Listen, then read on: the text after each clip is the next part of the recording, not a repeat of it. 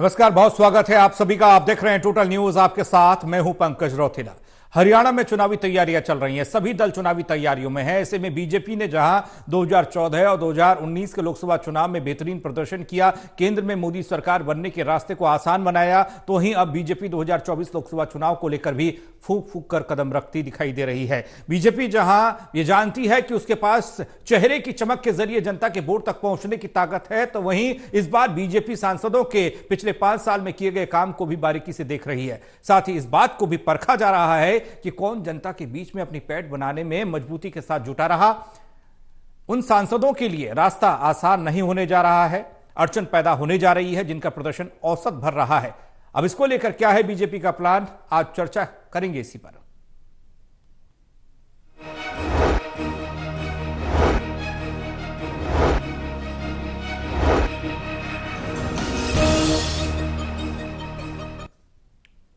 चर्चा में हमारे साथ मौजूद हैं Devendra Kathuria, associate editor Panipat, doctor Mahesh Kumar, associate editor Hisar, Virendra Soni ji, वरिष्ठ पत्रकार। स्वागत है आप तीनों का। चर्चा करें उससे पहले खबर रिपोर्ट के जरिए।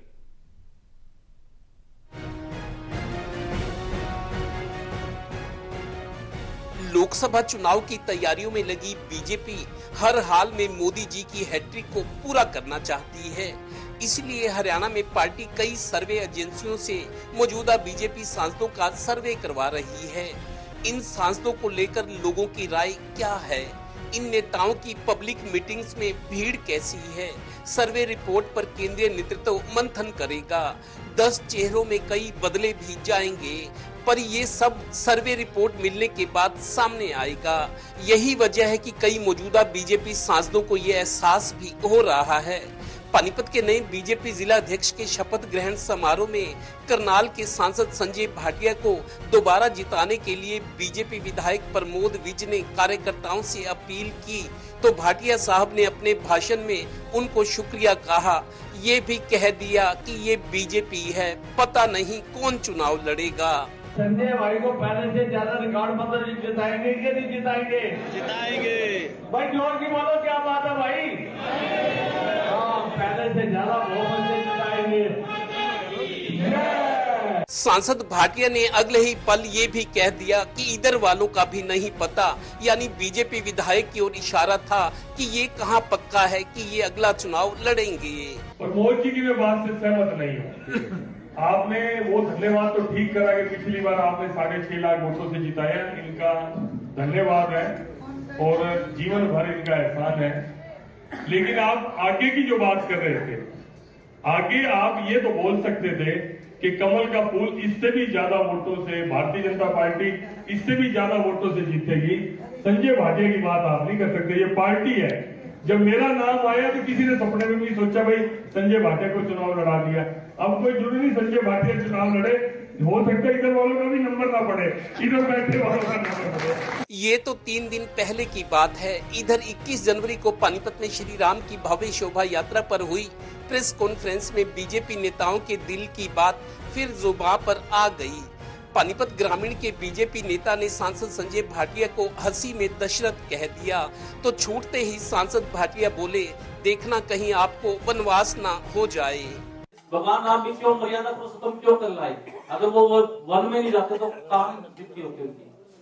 जिस हिसाब से आज सब राजनीतिक मतभेद दूर करके तो एक बात सुनो, फिर कहीं मेरे को आपको वनवास ना देना पड़े। हेलो, जो आप देंगे मैं तैयार हूं। मेरा सौभाग्य होगा। धन्यवाद। मतलब साफ है कि प्रदेश के मौजूदा बीजेपी विधायक हों या बीजेपी सांसद, किसी को नहीं पता कि दोबारा टिकट मिलेगा कि नहीं। कहीं यहाँ भी ऑपरेशन गुजरात ना हो जाए, इसलिए तो कहा जाता है कि ये बीजेपी है। 3 विधानसभा चुनाव में जीतने के बाद तीनों जगह ऐसी मुख्यमंत्री बना दिए, कोई सोच भी नहीं सकता। ये भी कि उत्तराखंड के विधानसभा चुनाव में चुनाव हार चुके पुष्कर सिंह धामी को फिर मुख्यमंत्री बना दिया, ये बीजेपी है। सहयोगी श्रीनिवास के साथ Devendra Kathuria, total news, Panipat bureau.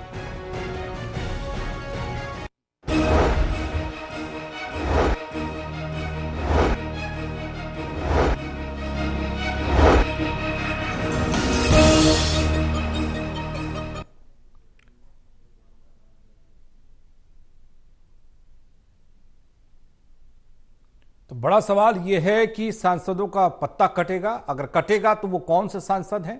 अब सर्वे होगा, काम की बारीकी से परख की जा रही है, जांचा जाएगा, परखा जाएगा, लेकिन ये स्थिति बनी क्यों। देवेंद्र, चर्चा की शुरुआत आपसे कर रहे हैं। बीजेपी का प्लान क्या है, और हालांकि बीजेपी ऐसी स्थिति में आज दिखती है प्रदेश में कि वो अपने मौजूदा सांसदों को बदल सकती है, टिकट काट सकती है, किसी दूसरे चेहरे को चुनाव लड़ा सकती है।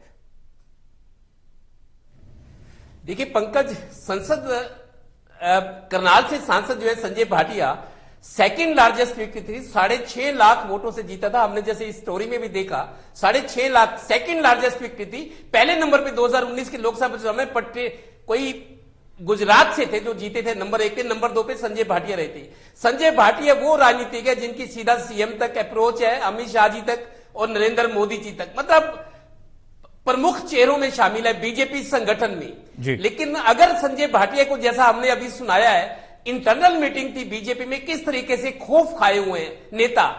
जब प्रमोद विज ने, जो बीजेपी के शहरी के विधायक है, उन्होंने पार्टी की मीटिंग में कहा कि प्रमोद, इनको हमने भाटिया जी को दोबारा से उतने वोटों से जितवाना, अपने कार्यकर्ताओं का आह्वान किया।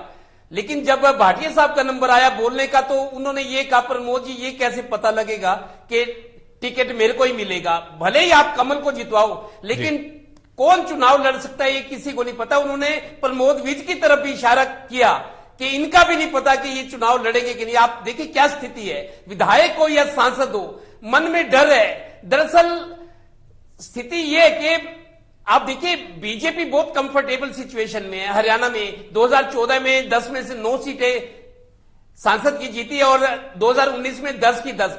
लेकिन मैं ये कहता हूं कि नरेंद्र मोदी जी के नाम पे तो वोट पहले भी मिला, अब भी मिलेगा, लेकिन पार्टी देख रही है कि जनता खुश है कि नहीं है। इतना कुछ बहुमत की सरकार होते हुए ताबड़तोड़ जीत हुई, बड़ी बड़ी लाखों की जीत हुई बहुत सारे सांसदों की हरियाणा में, लेकिन हालत यह है कि वो अंदर से डरे हुए हैं कि पता नहीं पार्टी टिकट देगी कि नहीं, क्योंकि टिकट मिलेगा मेरिट के आधार पर, गुण दोष के आधार पर। तो जिस तरीके से विधायक हो या सांसद हो आपस में चुटकियां भी ले रहे हैं पार्टी की मीटिंगों में, पता नहीं क्या होगा, तो आप इससे अंदाजा लगा सकते हैं कि मेरे को ये लगता है कहीं पंकज, जो सही स्थिति है, जब राजस्थान में जब एक नारा लगा था, मोदी तुझसे बहर नहीं, फलाने तेरी खैर नहीं, ये बड़ा चर्चित हुआ था नारा चुनाव के दौरान 2019 में, मोदी तुझसे बहर नहीं, फलाने तेरी खैर नहीं। कहीं इस तरह की स्थिति हरियाणा में ना बन जाए कुछ जगह पे, ये मेरे को भी इस तरह की आशंका जाहिर हो रही है, क्योंकि सांसदों के पास गिनवाने के लिए, उपलब्धियां बताने के लिए कुछ खास नहीं है। मोदी जी का चेहरा है और शायद वो आपस में ये कहते भी हैं कि मोदी जी के नाम पर फिर वोट मिलेंगे, घबराने की क्या जरूरत है। तो ये बहुत मेरे को लगता है अंदरूनी कमजोरी है जो सामने आई, और ऐसा ही हुआ तो फिर बहुत अनर्थ हो सकता है बीजेपी के साथ। जी, मैं जिस तरीके से बीजेपी ने पैरामीटर सेट किया है सांसदों को आंकने का, उनके काम को, उनकी जनता के साथ मुलाकात को लेकर, उनके व्यवहार को लेकर, उनकी जनता में पकड़ को लेकर, आपके पास पूरी पावर, 10 के 10 सांसद आपके, और यह कहा जा सकता है, समझा जा सकता है कि जब भी टिकट बदला जाता है उसके कई कारण है, कई बार तो पॉजिटिव होता है, यानी कि कोई सांसद लंबे वक्त से सांसदी उसके पास रही है, उम्र हो चली है और नया चेहरा भी लाना है तो टिकट बदल दिया गया। लेकिन काम के और परफॉर्मेंस के हिसाब से जब टिकट कटेगा तो इसको किस तरीके से समझा जाए, जबकि पावर आपके पास है, आप सब कुछ कर सकते हैं, आपने नहीं किया, ये बताएंगे आप।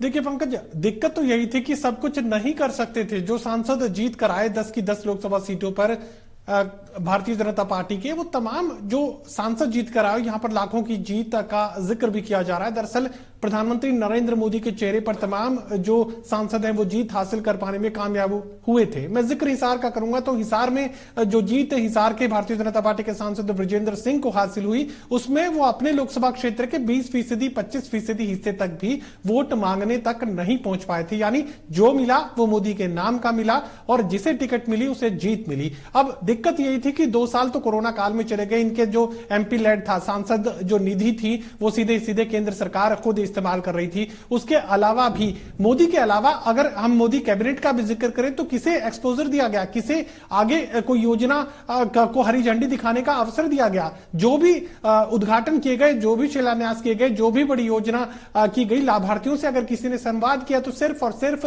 प्रधानमंत्री नरेंद्र मोदी ने किया। उनकी कैबिनेट में भी किसी दूसरे मंत्री को कोई मौका उद्घाटन करने का, शिलान्यास करने का शायद ही किसी को मिल पाया, और मिला भी है तो इक्का दुक्का, जब प्रधानमंत्री नरेंद्र मोदी या तो देश से बाहर थे या कोई ऐसी परिस्थिति थी कि जिसमें उद्घाटन के लिए प्रधानमंत्री उपलब्ध नहीं थे।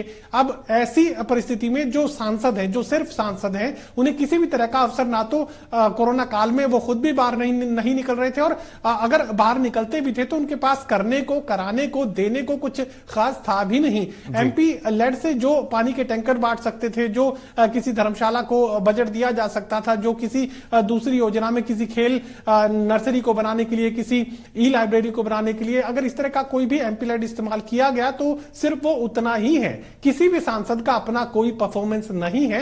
सिर्फ प्रधानमंत्री नरेंद्र मोदी के नाम पर जीते थे, तो बदलने में किसी भी तरह की दिक्कत भारतीय जनता पार्टी को नहीं है। उनका अपना वजूद, उनका अपना परफॉर्मेंस, आप सांसदों का क्या देखेंगे, केंद्र के मंत्रियों का अगर उसी पैमाने पर आकलन आप करने की कोशिश करेंगे तो वो अलग बात है कि 2-3 मंत्रालय ऐसे थे कि बेहतरीन परफॉर्मेंस वो दे पाए। उसके अलावा अगर चीजों को देखने समझने की कोशिश करेंगे तो उद्घाटन के मौके तो उन्हें भी नहीं मिल पाए। तो ऐसे में सांसदों की स्थिति का जिक्र तो क्या ही करेंगे, लेकिन फिलहाल इतना जरूर तय है कि मोदी के नाम पर बनाए गए थे, मोदी के नाम पर ही कभी भी हटाए जा सकते हैं। किसी खास तरह की परेशानी का सामना बीजेपी को नहीं करना है।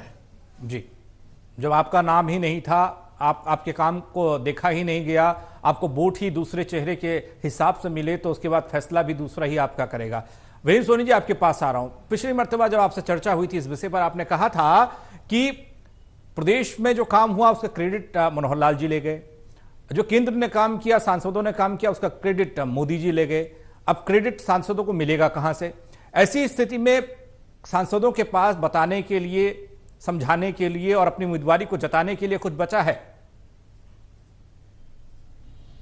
देखिए, जो सांसद होते हैं, देखिए उनका एक अपना एक अलग राजनीतिक चरित्र रहता है। देखिए, केंद्र सरकार की उपलब्धियां तो हैं ही हैं और राज्य सरकार की उपलब्धियां भी गिनाते हैं, लेकिन जहां उनका अपना अपने इलाके के मतदाताओं से संपर्क है, लोगों की समस्याओं को वो कितना गंभीरता से लेते हैं और कितनी योजनाएं बनाकर केंद्र को भेजते हैं। देखिए, ये जरूरी नहीं है कि जो वो योजनाएं बनाकर भेजेंगे केंद्र को तो वो सभी स्वीकृत हो जाएंगी, लेकिन उनकी जनता के प्रति समर्पण, जनता के प्रति उनका क्या भाव है, तो ये सब जो वहां के मतदाता उसको देखते हैं कि वो उनकी मतदाताओं की समस्याओं से कितना जुड़ाव है, उनका कितना संपर्क है, कितना अपने क्षेत्र के मतदाताओं के बीच रहते हैं। देखिए, प्रधानमंत्री नरेंद्र मोदी जी ने सांसदों के लिए एक मापदंड बना रखा है कि वो सोशल मीडिया पर कितना सक्रिय रहते हैं। सबकी रिपोर्ट नहीं जाती है, जो भी, चाहे उसका अलग वो एक्स पर हो, चाहे वो फेसबुक पर हो, चाहे अलग अलग ग्रुप में, सोशल मीडिया में कहीं भी कोई अगर सांसद पिछड़ जाता है, उसके कितने ट्वीट्स हैं यहां तक देखा जाता है। अगर उसका कहीं से सोशल मीडिया में फॉलोअर्स कम हो रहे हैं या उसकी वहां रिपोर्ट कम हो रही है तो बकायदा जवाब तलबी होती है।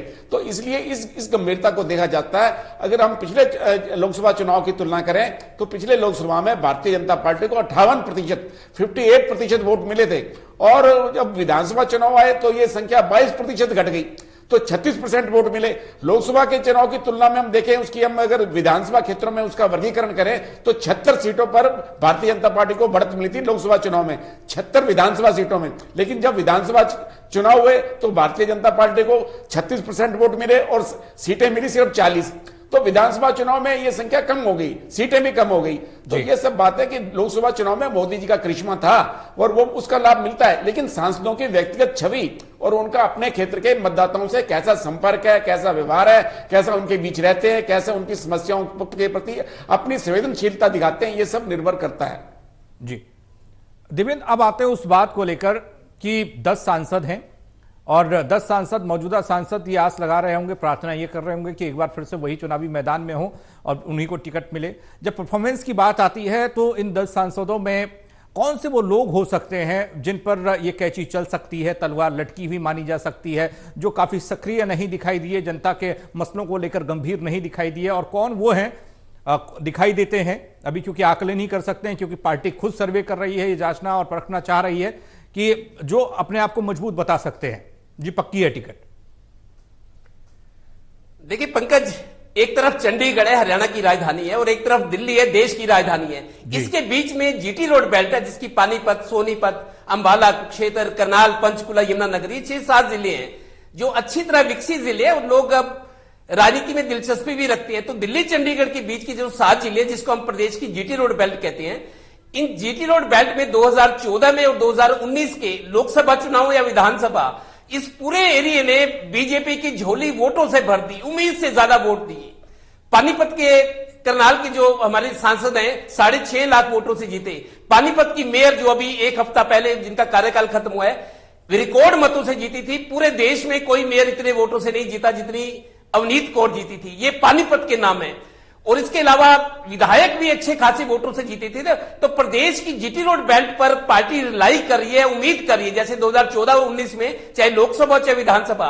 अब हम अगर चंडीगढ़ से चले तो पहली लोकसभा सीट अंबाला है। वहां के जो सांसद थे बीजेपी के रतन कटारिया, दुर्भाग्य से उनका निधन हो गया, वो सीट खाली है। वहां कोई कैंडिडेट जरूर अगर उनके परिवार से नहीं आता, जैसा कि मोदी जी भी नहीं चाहते कि वंशवाद परिवारवाद को लेकर वो कांग्रेस पे निशाना साधते हैं कि वंशवाद परिवारवाद राजनीति में नहीं होना चाहिए, तो अंबाला में एक कैंडिडेट बदला जाएगा। अगर उनके परिवार से नहीं आता, वो एक सहानुभूति वाला फैक्टर भी हो सकता है। दूसरा, हम आगे आए कुरुक्षेत्र, वहां के सांसद को प्रदेश अध्यक्ष बना दिया पार्टी ने, उनको एडजस्ट कर दिया, वहां भी कोई कैंडिडेट चाहिए।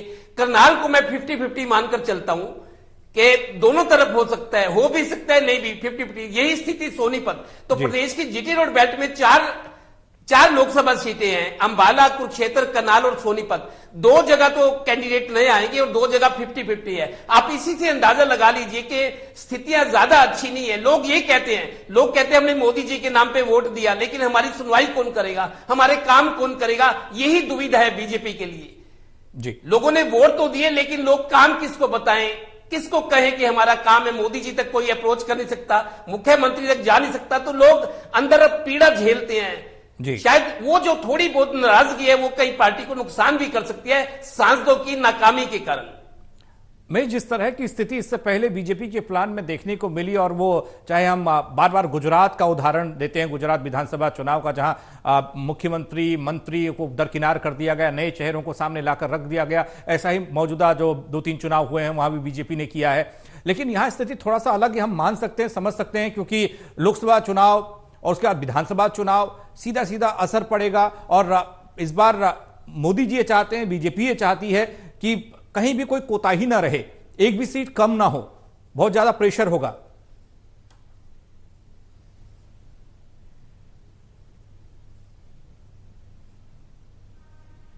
देखिए बिल्कुल प्रेशर होगा, और प्रेशर को लेकर मैं ये भी कहना चाहूंगा कि भारतीय जनता पार्टी के कुछ चेहरों से लोगों को एलर्जी जरूर है, और वो एलर्जी पार्टी समझने का काम सर्वे के जरिए बखूबी कर सकती है। तो मैं यकीनन ये बात कह सकता हूं कि बड़ा फेरबदल तो हरियाणा प्रदेश में भी देखने को मिलेगा। बड़े बड़े दिग्गजों को दरकिनार कर घर बैठाने का काम किया जा सकता है। और शुरुआत हिसार लोकसभा क्षेत्र के सांसद, भारतीय जनता पार्टी के सांसद ब्रजेंद्र सिंह से हो सकती है। चौधरी बीरेंद्र सिंह के इक्वेशन भारतीय जनता पार्टी से ज्यादा अच्छे नहीं है, और खुद बीरेंद्र सिंह, उसके बाद उनके सांसद बेटे ब्रजेंद्र सिंह ये कह चुके हैं कि जननायक जनता पार्टी के साथ अगर गठबंधन बरकरार रहा तो वो भारतीय जनता पार्टी छोड़ देंगे। तो यकीनन ये मानकर चलिए कि ब्रजेंद्र सिंह को तो अब टिकट मिलने से रहा। उसके अलावा जिक्र सिरसा लोकसभा क्षेत्र का करें तो वहां पर भी बदलाव की बयार बहती हुई नजर आएगी। पार्टी कोई और ज्यादा बेहतरीन चेहरा लोकसभा के उम्मीदवार के लिए तलाश सकती है। हालांकि विधानसभा चुनावों के लिए आरक्षित सीट सिरसा लोकसभा क्षेत्र में भी है, तो ऐसे में आरक्षित सीट जो है रतिया की सीट है। इसके अलावा नरवाना विधानसभा क्षेत्र है, वहां से मौजूदा जो सांसद है सुनीता दुग्गल, उन्हें विधानसभा का टिकट दिया जा सकता है। तो यकीनन काफी सारी सीटें ऐसी हैं। रोहतक के सांसद को भी यहां पर बदलाव की जो संभावना है मुझे बनती हुई नजर आ रही है। भिवानी के सांसद का जिक्र करें तो धर्मवीर सिंह हालांकि खुद पहले इनकार कर चुके थे, लेकिन बाद में सूत्र जानकारी दे रहे हैं कि अमित शाह से मुलाकात उन्होंने की, और अमित शाह ने मुलाकात के बाद ये कहा कि विधानसभा का जिक्र आप छोड़ दीजिए, आपको लोकसभा का चुनाव ही लड़ना है। और अमित शाह से मुलाकात के बाद एक बार फिर से धर्मवीर सिंह लोकसभा चुनाव की तैयारी करते हुए नजर आए थे। बदलाव बड़ा होना है, बड़े बड़े चेहरों को हटाया जाना, ये मानकर चलिए, क्योंकि एंटी इनकमेंसी का जिक्र बहुत कम हो चुका है। जिक्र कम इसलिए हुआ कि जो 5 विधानसभा के जो अलग अलग राज्यों के चुनाव परिणाम सामने आए, उसके बाद ये लगने लगा कि मोदी की एक्सेप्टेंस अभी बाकी है, मोदी की गारंटी पर लोग यकीन कर रहे हैं, तो उसका फायदा भारतीय जनता पार्टी को हरियाणा प्रदेश में भी मिलेगा। तो ऐसे में भारतीय जनता पार्टी के बहुत सारे ऐसे नेता जो लोकसभा का चुनाव छोड़कर विधानसभा की तरफ भागते हुए नजर आ रहे थे, अब एक बार फिर से यहां पर टिकते हुए नजर आ रहे हैं कि उन्हें लगता है कि मोदी की गारंटी हरियाणा प्रदेश में भी चले। तो और लोकसभा के चुनाव में जिस तरीके से पिछली बार मोदी के नाम पर, उनके चेहरे पर लोगों ने वोट दिया था, हो सकता है कि राम मंदिर और तमाम दूसरी परिस्थितियों के मद्देनजर एक बार फिर से उन्हें वोट हासिल हो जाए। लेकिन बदलाव बड़ा होना है हरियाणा प्रदेश में। जो एंटी इनकम्बेंसी हरियाणा प्रदेश की मौजूदा जो प्रदेश स्तर के नेताओं की तरफ से कुछ बड़े चेहरों पर कायम हो चुकी है, उसमें बदलाव जरूर देखने को मिलेगा। बीरेंद्र सोनी जी, कई बार हम क्रिकेट के मैच में देखते हैं कि कप्तान और ओपनिंग जोड़ी और एक आध दो बॉलर का बेहतरीन प्रदर्शन होने पर टीम आगे के लिए कुछ बदलाव कर देती है, कुछ नए लोगों को मौका दे देती है और वो देखती है कि आगे के लिए इन लोगों को मौका दिया जाए, बाकी प्लेयर हमारे अच्छा खेल रहे हैं, और वहीं चूक हो जाती है। ऐसे में हम विपक्ष के लिए कुछ देख सकते हैं क्या, समझ सकते हैं क्या कोई ऐसी टक्कर हो खासकर कांग्रेस के लिए? देखिए, भारतीय जनता पार्टी का जो राजनीतिक चरित्र है दूसरे दलों से भिन्न है जी। और यहां जो है अभी ये भी कल्पना की जा सकती है, हम कितनी भी अटकलें दौड़ा लें, कोई भी उम्मीदवार जो है अपनी टिकट की गारंटी नहीं मान सकता।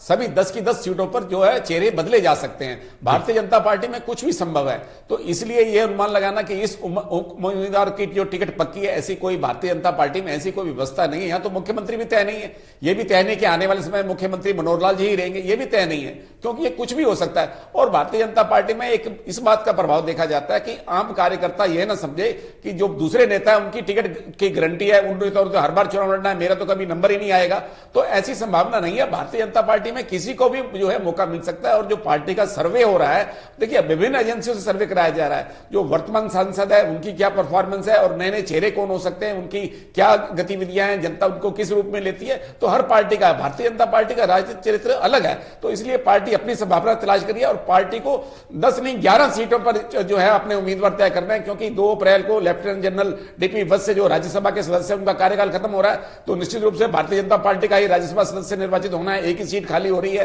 तो इसमें भारतीय जनता पार्टी किसको राज्यसभा में भेजेगी ये भी तय करने वाली बात है। तो इसलिए भारतीय जनता पार्टी को अभी मार्च में ही तो ये तय हो ही जाएगा, और तब तक जो है अपना लोकसभा चुनाव की जो आचार संहिता भी लागू हो जाएगी, तब तक चुनाव की घोषणा हो जाएगी। तो भारतीय जनता पार्टी को तो 11 उम्मीदवारों की तलाश करनी है।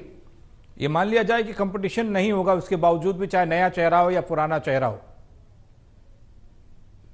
देखिए, भारतीय जनता पार्टी का इसमें अनुकूल वातावरण है, तो अनुकूल वातावरण में भी भारतीय जनता पार्टी चुनाव को तो गंभीरता से लेगी ही। क्या जनता का क्या किस उम्मीदवार के प्रति कैसा रुख रहता है, बदलाव। देखिए, जो वर्तमान सांसद रहते हैं उनके खिलाफ कुछ ना कुछ रोष होता है, क्षेत्र इलाके की जनता में कहीं ना कहीं प्रतिक्रिया रहती है। और ये बात भी है कि कई लोग दोबारा भी जीतते हैं, लगातार जीतते हैं, 3-3, 4-4 बार जीतते आए, तो ये बदलाव के रूप में कौन से नए उम्मीदवार जो है पार्टी के लिए, भविष्य के लिए एक जो है संपत्ति हो सकते हैं, पार्टी किन की संभावनाओं पर आगे चल के खड़ा हो सकती है, नया चरित्र, नए पीढ़ी पार्टी को तलाशनी है, तो नए भविष्य के साथ पार्टी जो है नए उम्मीदवारों को भी मौका दे सकती है। और ये संतुलन भी बनाया जा सकता है कि नए और पुराने के जो है उम्मीदवारों के बीच संतुलन भी बना रहे। जातीय गणित तो देखा ही जाएगा, देखिए जातीय गणित की उपेक्षा नहीं होगी, जातीय गणित तो बना ही रहेगा। जी, लेकिन एक छोटा सा कमेंट आपसे चाहूंगा, वक्त ज्यादा नहीं है जहां तक मुझे दिख रहा है, ये जब हम लोकसभा चुनाव के लिए चर्चा कर रहे हैं, और ऐसी ही चीजें हमको क्या विधानसभा में भी देखने को मिल सकती हैं, क्योंकि विधानसभा चुनाव में जिस तरह का गठबंधन के जरिए सरकार बनना, उसके बाद चलाना, और उसके बाद गठबंधन को लेकर सवाल उठना, और बीजेपी के लिए जो विधायक मौजूदा हैं कितने कंफर्टेबल जोन में वो हैं। देखिए पंकज, विधानसभा की बात करें तो शुरू में 2014 में 47 सीटें बीजेपी जीती थी, जब हवा थी, पार्टी की हवा थी, मोदी जी का पूरे देश में नाम हो रहा था, तब भी 47 सीटें आई थी। उसके बाद जब 75 पार का नारा दिया गया, तो जब रिजल्ट आए तो 40 सीटें थी। विधानसभा में भी कमोबेश कुछ स्थितियां ऐसी हैं कि चेहरे बदलने जरूरी है, क्योंकि चेहरों की ताजगी चाहते हैं। मोदी जी से, मनोहर लाल से शायद लोगों को गिला नहीं है, ठीक काम है उनसे, मतलब सेटिस्फेक्शन है लोगों को, लेकिन जो चेहरे उनके काम आने चाहिए, जिन पे लोग भरोसा कर रहे हैं, विधानसभा की बात हो या लोकसभा की, वो चेहरों को मेरे को लगता है कुछ लोगों को दिक्कत है, जिनके काम नहीं हुए, जिनकी नाराजगी है, जो इस लायक नहीं समझते कि इनको दूसरा मौका दिया जाए। तो मेरे उस लिहाज से अगर चेहरे बदले जाए तो शायद लोगों को कहीं ना कहीं थोड़ी सी तसल्ली होगी, चलो इस बार आजमाते हैं। महेश, अक्सर ये देखा जाता था कि टिकट कटने के डर से तमाम जो लोग होते थे, दावेदार होते थे, वो तो थोड़ा सा सस्पेंस में रहते ही थे, पार्टियां भी डरी रहती थी कि कहीं टिकट नहीं मिला, कट गया, पाला ना बदल दे, हमारे पास उम्मीदवारों की कमी। लेकिन बीजेपी की स्थिति आज ऐसी है, कुछ भी करे, टिकट किसी का भी काटे, उसे नुकसान नहीं होने वाला है।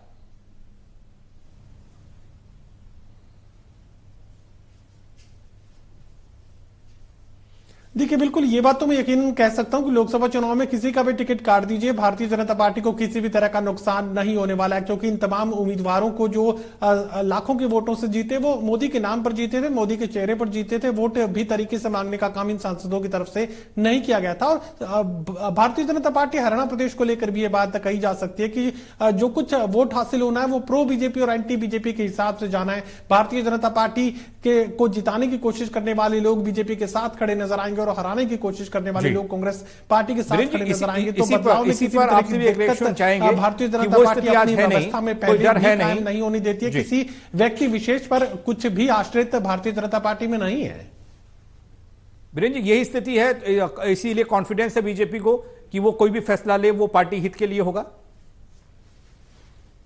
देखिए, भारतीय जनता पार्टी का जो ग्राउंड पे है उसका काम जो है वो काम ही बोलता है। भारतीय जनता पार्टी की चुनाव की तैयारी बोलती है, वो कार्यकर्ताओं का आत्मविश्वास बोलता है। तो इसलिए भारतीय जनता पार्टी हर मामले में कांग्रेस से अव्वल है। संगठन का कौशल हो, चाहे चुनाव की तैयारी हो, चाहे चुनाव का प्रबंधन हो, तो भारतीय जनता पार्टी की अलग ही एक जो है उसका रूप दिखाई देता है। तो कांग्रेस में कभी तो कोई उम्मीदवारों की टिकटों के लिए कोई चुनाव लड़ेगा, ये भी नहीं है। जो नेता है वो चुनाव से खुद ही भाग रहे हैं, वो स्पष्ट दिखाई दे रहा है। जी चलिए, बहुत शुक्रिया आपका तीनों को हमारे साथ जुड़ने के लिए और चर्चा के लिए। लोकसभा चुनाव को लेकर बेहद गंभीरता से तमाम पार्टियां लगी हैं, लेकिन बीजेपी की गंभीरता बहुत ज्यादा दिखाई दे रही है, खासकर उम्मीदवारों को लेकर। मौजूदा सांसदों की जमीनी हकीकत को जाना जाएगा, परखा जाएगा, उसके बाद ही टिकट मिलेगा।